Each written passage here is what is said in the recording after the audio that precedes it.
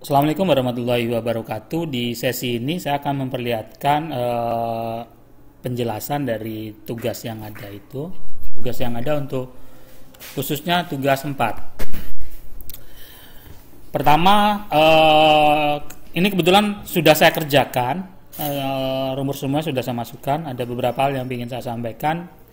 Kemarin ada beberapa siswa menanyakan ke saya, Pak, ini kok muncul tanda buffer seperti ini? Saya kasih tahu bahwa tanda buffer ini terjadi karena biasanya kolomnya kurang lebar.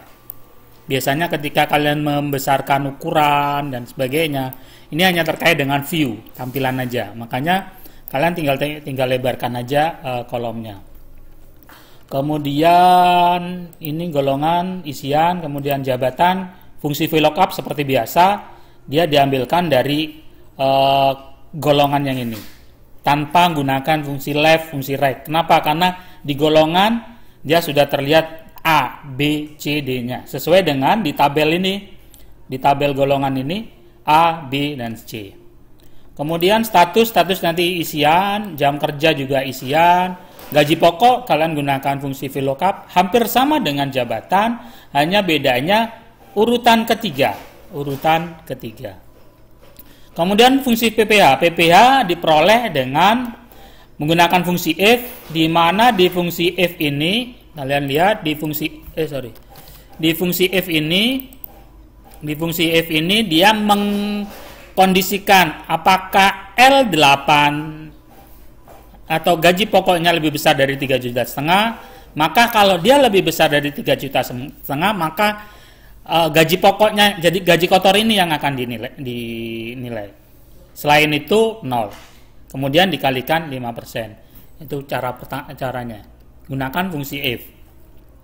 Atau kalian juga bisa menggunakan 5%-nya di sini, kemudian 0%-nya di sini, dikali L8-nya di sini. Itu juga sama. Terserah kalian, ini kombinasi aja ketika kalian menggunakan fungsi if. Kemudian bonus juga sama. Bonus digunakan untuk kondisi. Di situ kan dijelaskan bahwa bonus akan diberikan untuk D8. D8 itu golongan. Apabila dia golongan C, maka apabila jam kerjanya lebih dari 140, maka dia dapat 20.000. Selain itu 0. Nah, gimana supaya menggunakan fungsi itu? Fungsi itu menggunakan fungsi N. Kalian lihat di sini, fungsi N. Cek di LKS, ada fungsi N pada pembahasan fungsi if. N itu dua kondisi, di mana dua kondisi itu terpenuhi, maka dia akan bernilai true. Oke, itu untuk bonus.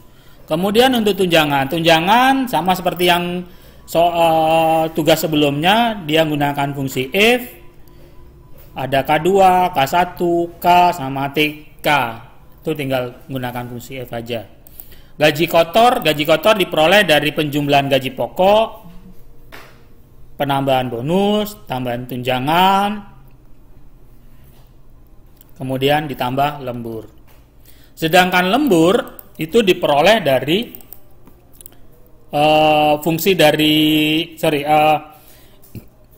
dari jam kerja. Apabila dia jam kerjanya lebih dari 160, maka lebihnya itu akan dikalikan 20.000.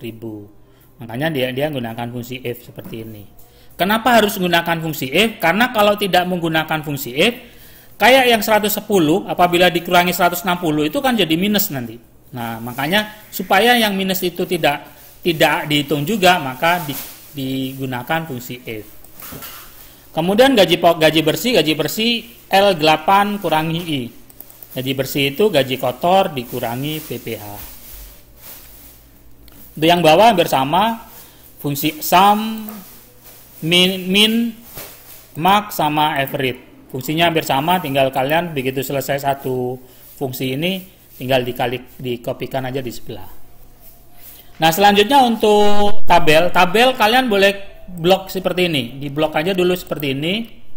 Saya blok seperti ini, kemudian ditekan kontrol, kemudian di blok gaji pokok.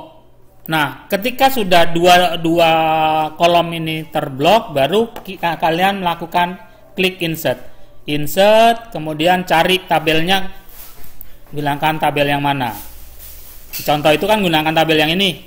Ya, tinggal klik aja segini, udah jadi. Tabel kalian sudah jadi. Oke, itu ya caranya. Selanjutnya kalian tinggal pindahkan tabel yang ada ini, tinggal diletakkan di bawahnya seperti ini. Kalau kurang kecil, tinggal diatur ukurannya. Oke, tuh.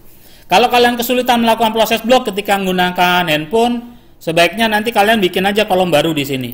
Bikin kolom baru di sini. Di sini. Ini saya tinggal kalian sama dengan ini nama, enter. Ini. Tinggal kopikan aja ke bawah nanti. Dia akan ngikutin, dia ngambil daftar yang ada. Oke. Kemudian yang sama juga untuk gaji bersih. Gaji bersih juga sama, tinggal sama dengan pilih aja gaji bersih, kemudian tinggal dikopikan ke bawah. Oke. Kalau sudah, tinggal diblok aja. Ini tinggal diblok gini aja, kemudian tinggal insert grafik, tinggal dipilih grafiknya yang mana.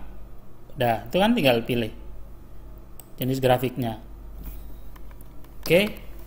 Saya kira itu dulu di sesi ini bagaimana penjelasan pembahasan penyelesaian tugas 4, di mana tugas 4 ini sebenarnya soal uji LSP tahun kemarin. Lebih kurangnya saya mohon maaf. Saya akhiri. Assalamualaikum warahmatullahi wabarakatuh.